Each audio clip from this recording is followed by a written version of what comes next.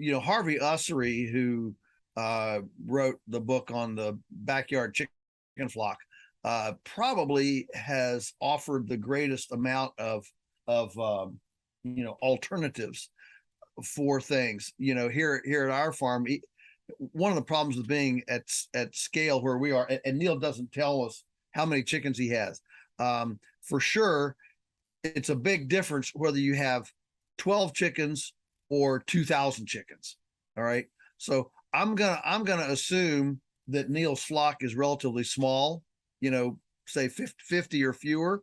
That's a pretty small flock. And so the smaller you are, the more some of these alternatives can work. So a mealworm thing is fine, except remember the mealworms have to have a source of food too. So all these things, whether everybody knows that we do the egg mobiles and the chickens eat the maggots, okay, but the maggots in the cow pies come from the cows eating the grass. And so mealworms tend to live on dead stuff.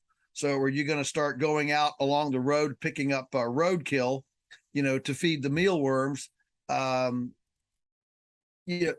This is the big joke with Beyond Meat and Impossible Burger and lab grown meat, is they say lab grown meat, but they don't show you the train car loads of soybeans and lentils and peas and corn and all that's going in as a feedstock to the artificial stuff. And so none of these things actually lives on air. None of this stuff is, they're not breatharians. So the mealworms aren't either. So they have to have a feed source. We years ago did earthworm beds under the chickens in the winter and sprouted rye on these beds, so that every day we'd move 4 feet of cage of wire mesh, move it aside. The chickens then could eat the fresh sprouts, which gives you a little more nutrition than just the raw grain, and they could scratch through and eat the earthworms, the worms that we're digesting under the rabbits. So this was under the rabbits. Rabbit manure falls down, worms eat the rabbit manure.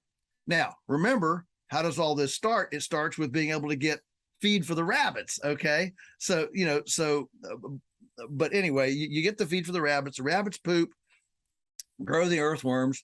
The chickens roost on the beds on these wire cages, and they poop the worms. Red wigglers, not earthworms, red wigglers eat the poop, and then you sprout the grain on top, and the chickens eat the grain and they scratch the worms, and then and each day you move one of these 4-foot sections down. So every day the chickens, you have this kind of rotational grazing thing with the chickens. Listen, it worked beautifully until it got really cold. And when it got really cold, then the worms went down deep. The grain didn't germinate and rats moved in.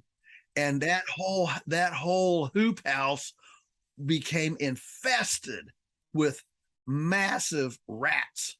And so, sometimes these things, you can bite off more than you can chew. But the idea of one of the things that Harvey does, for example, is he's got a small flock. It's a backyard flock, and he has a worm bed that's doing all of his kitchen scraps, and then he exposes the chickens to the compost / worm bed periodically for the chickens to self-harvest worms.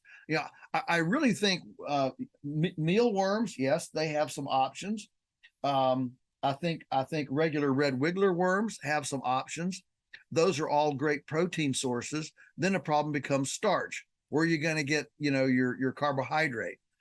And those typically have come from grains. They're high in carbohydrates, especially corn and wheat, barley, oats, things like that.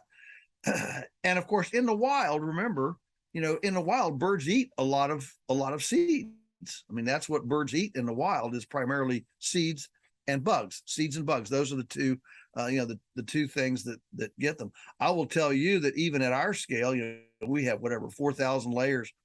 At our scale, when hunting season comes, we we harvest quite a few deer here, and we take what we're going to take, and then we throw the carcass in for the chickens, and they clean that thing off like a pressure washer.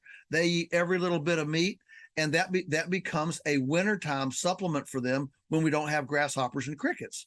In fact, old timers around here I remember them telling me when I was a little kid, they said that when they were little kids, back in 1920 and 30, the first chore for a farm boy was every Monday go out and trap, shoot, otherwise get some rodent, a raccoon, a possum, a skunk, a groundhog, even a turtle out of the pond, but some animal, and then take it and just rip it open and throw it in the chicken yard for the chickens when there was no grasshoppers and crickets. And they would do that throughout the winter to provide fresh food. So, again, when you have a little flock, this can be done. If you can link up with a slaughterhouse and bring home some slaughterhouse waste, that can feed your mealworms. Your mealworms can feed this. The thing about all, worms, mealworms, all that kind of stuff, crickets, whatever. The problem with all that stuff is that these are living things, so they don't have keeping quality. They're living. So if you don't feed them while they're alive, then they die. Then they turn into mush, and you've got smell and odor, and then you've got all sorts of issues. So one of the reasons that farmers have gone to grain is because it's stable. You can store it. It doesn't get moldy. It doesn't get funky, as long as you keep it dry, and you can handle it real easy. It's not all. I mean, handling, shoveling worms is not easy. It's pretty gooky, and just appreciate that there are things you can do, I think, on a small scale that become very, very difficult to do on a larger scale. And I think that's one of the things that we're into, right? Is to encourage many, many small flocks. I mean, we talk here that in our perfect world, we wouldn't have the number of chickens we have, because they would be, next to everybody's back door all over the country. Hi, everybody. To watch the full episode of Beyond Labels, click on the subscription link located in the description box.